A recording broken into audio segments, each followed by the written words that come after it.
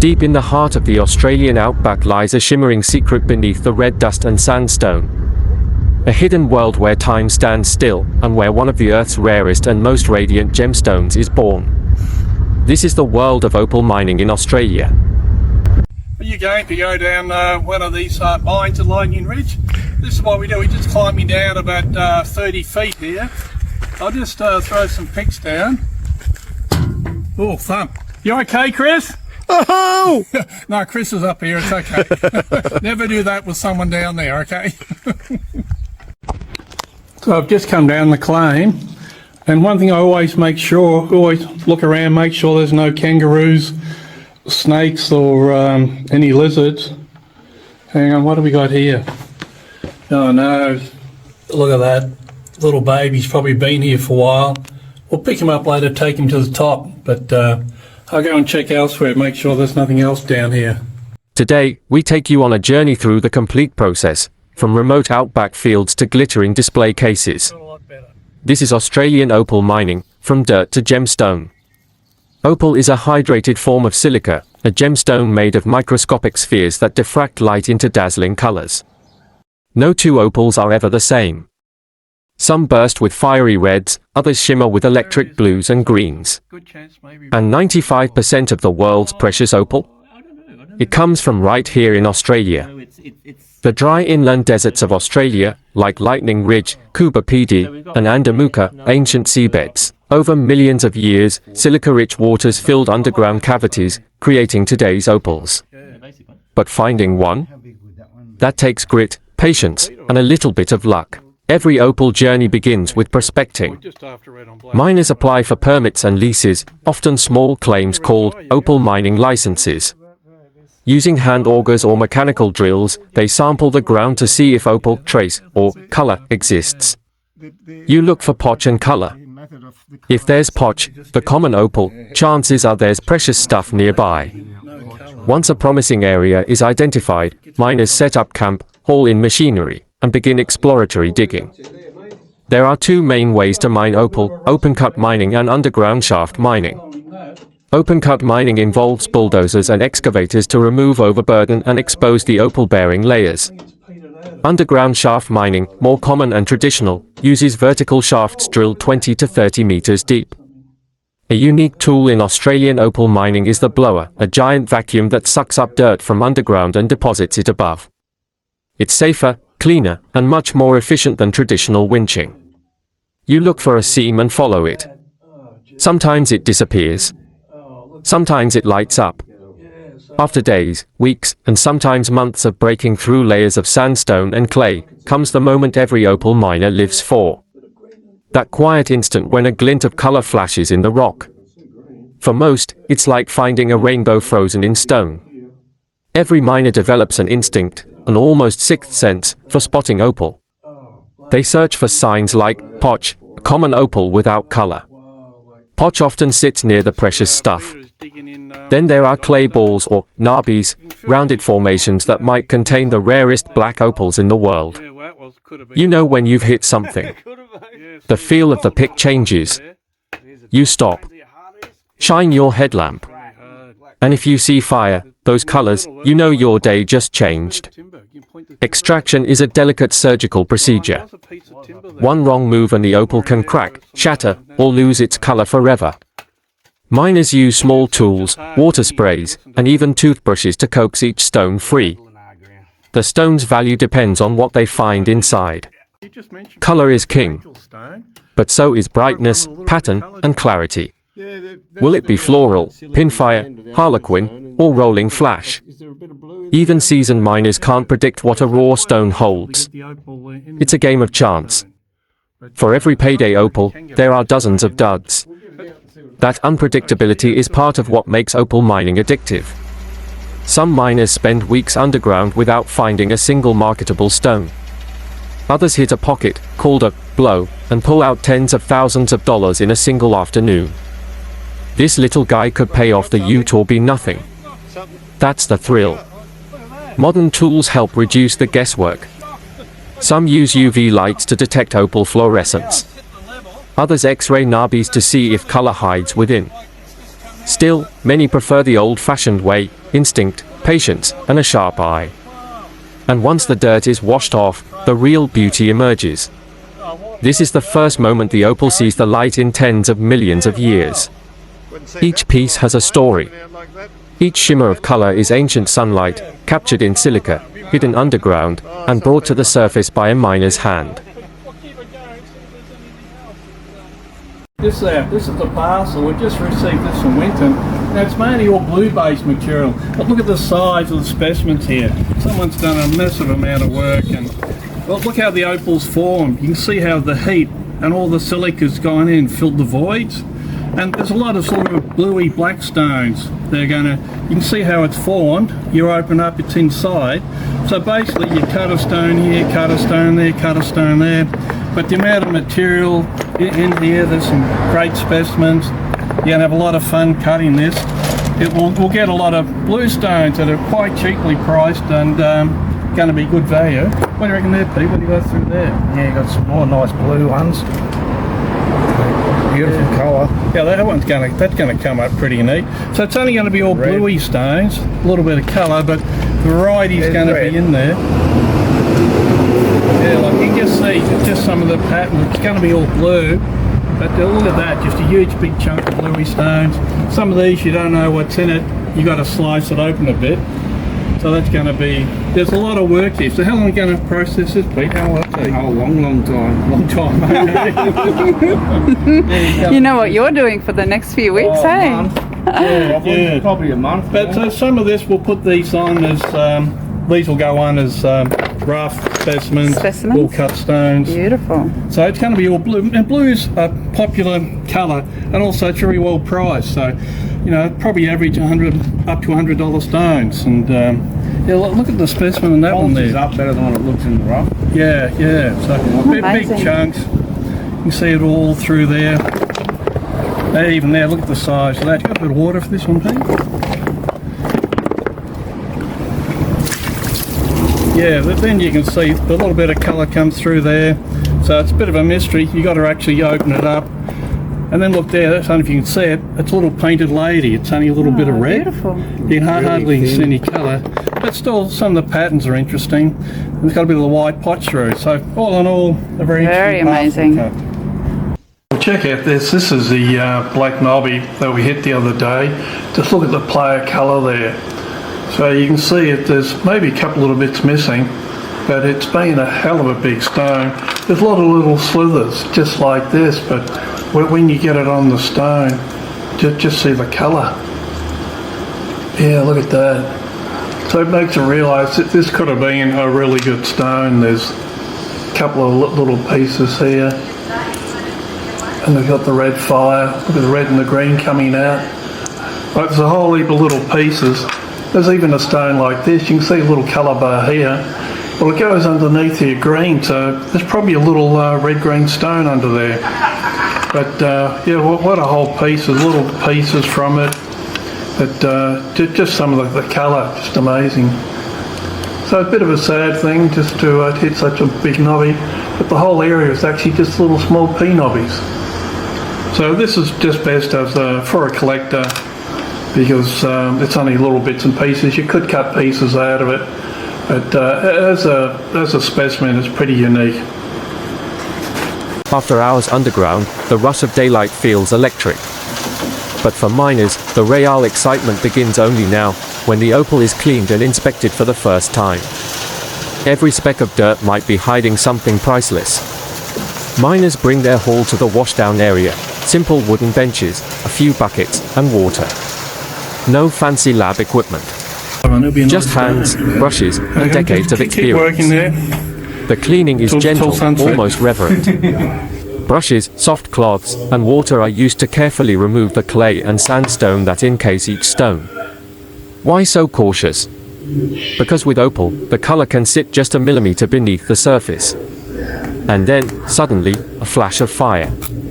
What was just a rock moments ago now erupts in vivid reds, blues, and greens. It's a transformation millions of years in the making. Once cleaned, the opals are sorted. Not all stones are equal, and not all will be cut. They are graded based on several key qualities. Body tone ranges from white to dark black. Black opal is the rarest and most valuable. Brightness, the intensity of the play of color. Color pattern, harlequin, pinfire, rolling flash, broad flash. Clarity and inclusions. Thickness of color bar. Some use water to simulate polishing, giving a preview of how the stone will look once finished. Others use lead torches and loupes to check for internal fractures.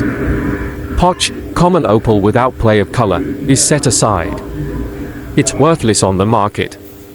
But even potch has its uses. Sometimes it's used as backing in doublets or triplets. The remaining gems are divided, some are kept for cutting and polishing. Others, still in the rough, are sold to dealers or directly to international buyers. Sometimes, a single stone can be worth more than a year's wages. Other times, the whole week's haul barely covers diesel and food.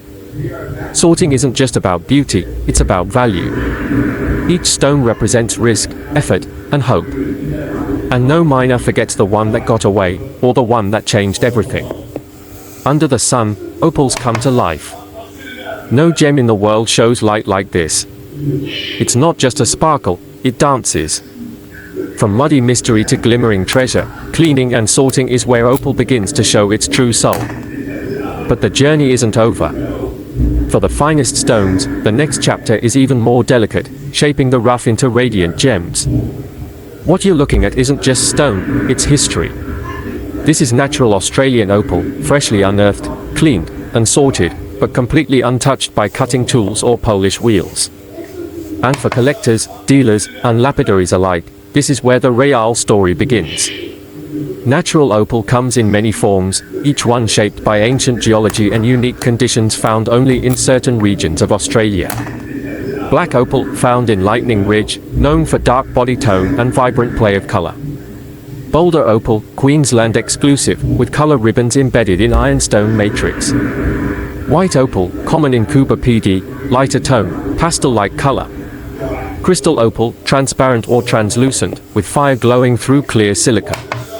Even in their raw state, natural opals display a magical phenomenon known as play of color, a kaleidoscope effect caused by silica spheres inside the stone diffracting light. It's unpredictable. From one angle, it may look dull. Turn it slightly, and it erupts with electric blues, vivid greens, or even rare reds, colors that no camera can fully capture. Check out this huge big black opal. This is a black opal knobby.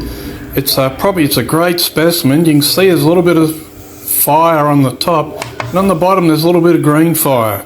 So probably great as a specimen. Natural opals are graded before cutting, but even in this stage, they hold immense value. The price of a rough opal can range from a few dollars to tens of thousands, depending on body tone, brightness, pattern, and estimated yield. Body tone, darker tones amplify color. Brightness, intensity, and light reflection. Pattern, rarer patterns like harlequin or rolling flash fetch higher prices. Inclusions or cracks can dramatically reduce value. Some buyers prefer to Subscribe purchase for more natural videos like this. before cutting, because of the mystery and potential locked inside. Others admire the stone just as it is. Raw, untouched, and straight from the earth, these are the truest expressions of the Australian landscape. To hold a raw opal is to hold a piece of the earth's ancient memory. No two are ever the same. No human can recreate them. And whether it ends up in a ring, a museum, or a private collection, it starts here, natural, wild, and full of wonder. Before the polish, before the setting, there's just the stone. And in the world of opals, that's often where the real magic lies. This is how we inspect all our rough opal. This is a minute parcel. So we dry it out, we put a torch on it. I'm just looking for if there's any little fractures in there. So you can see there's a tiny little piece through here, but it'll easily cut out. So I'll just wet it, just show you what you're looking at. So the whole parcel is very attractive opal. We guarantee all our opals, so whether it's a parcel or whether it's a single stone, money back guarantee in all our stock. Before any blade touches stone, there's a pause. A moment of stillness. This is where skill matters most. Because with opal, the first cut is everything.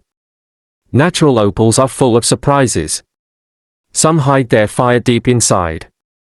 Others wear it thin on the surface. The cutter's job is to read the stone, to understand where the color lives and how to reveal it without losing it. Water is used to simulate polish. It enhances the stone's natural brightness and helps reveal hidden fractures or weak points. Light is used from every angle, because opal isn't flat, it plays with light in 3 dimensions. Then comes the plan. Where to cut? What to cut away?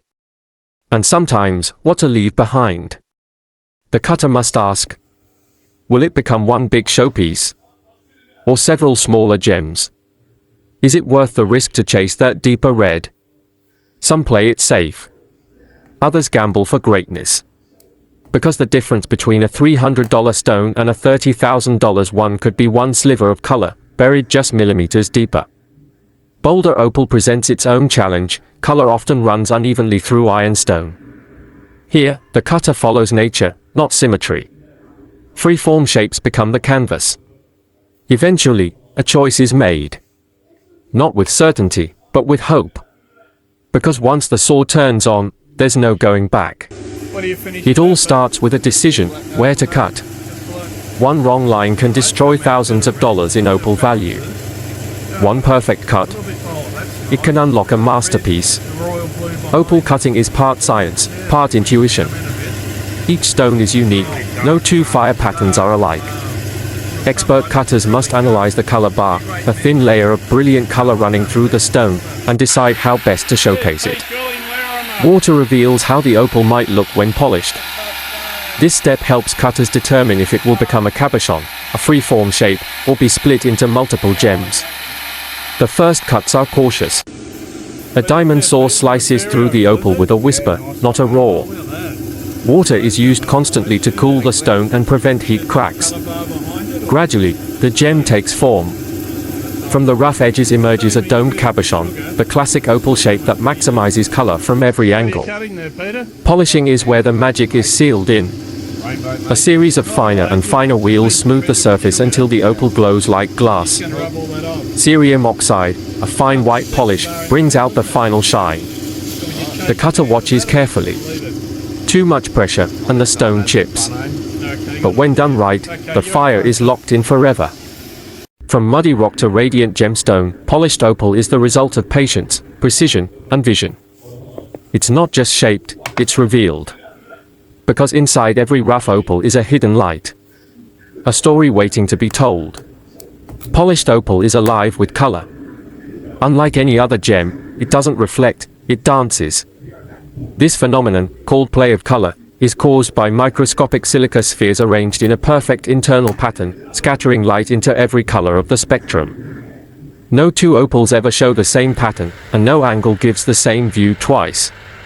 It's like a living canvas one the earth spent millions of years painting. Gem experts evaluate polished opals based on 5 key traits.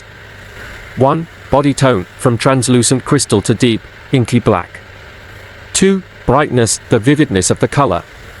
3. Pattern, rare patterns like harlequin, rolling flash, and pinfire. 4. Play of color, how many hues appear, and how they shift. 5. Cut quality, symmetry, polish, and proportion.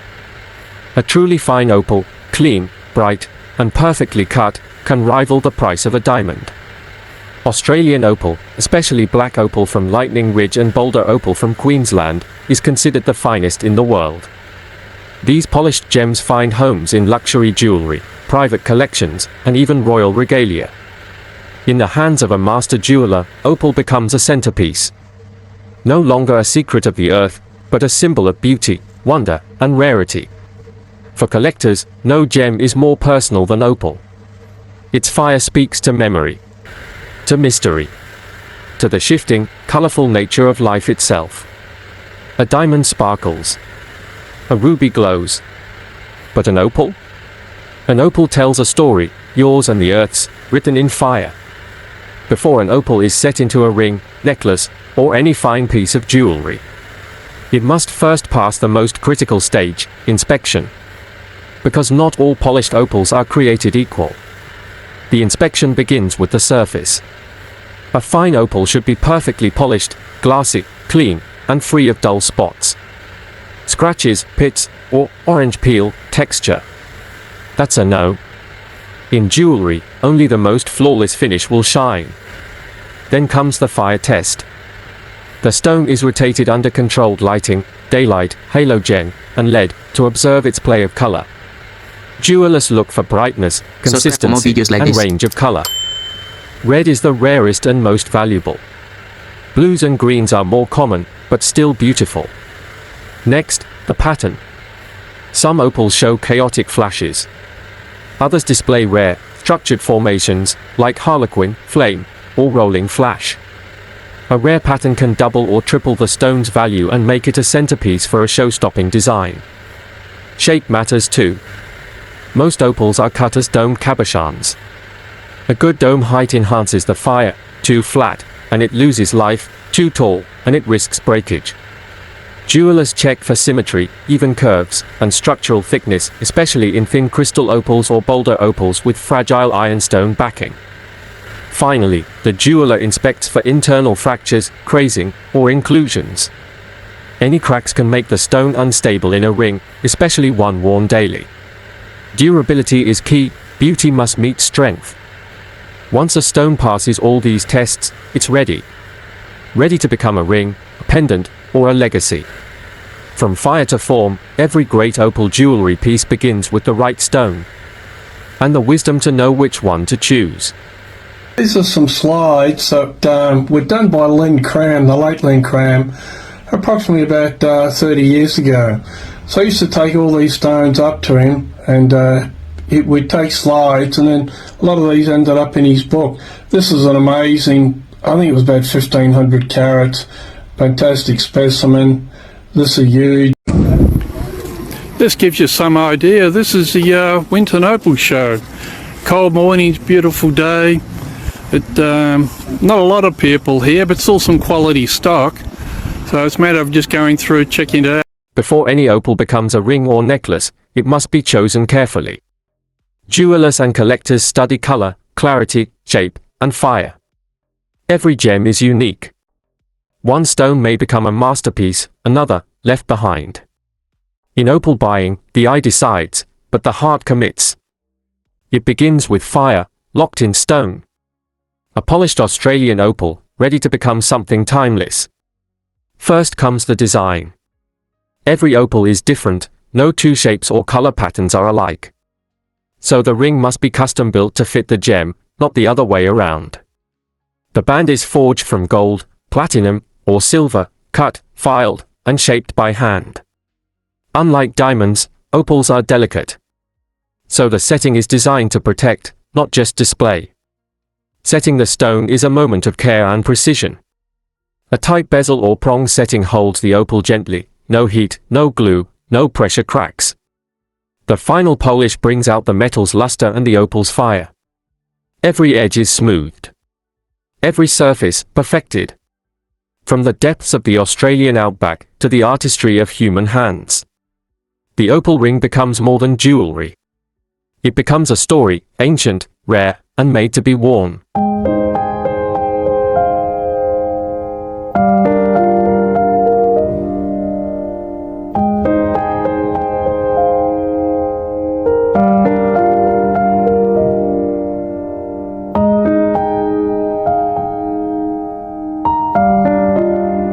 From deep within the Australian earth, from dust, heat, and ancient pressure, comes a gemstone unlike any other, the opal. Set in fine gold or platinum, surrounded by brilliant cut diamonds, the opal becomes the heart of something timeless. A ring that doesn't just sparkle. It tells a story. Diamonds shine with clarity and symmetry. But opal? Opal dances in reds, greens, blues, and golds. Together, they create a perfect balance, structure and chaos. Fire and ice. This isn't just a ring. It's a meeting of earth and art. 1,000,000 years in the making. And now, a lifetime in the wearing. An opal ring is more than beauty. It's a reminder that even buried fire can shine forever. Subscribe for more videos like this.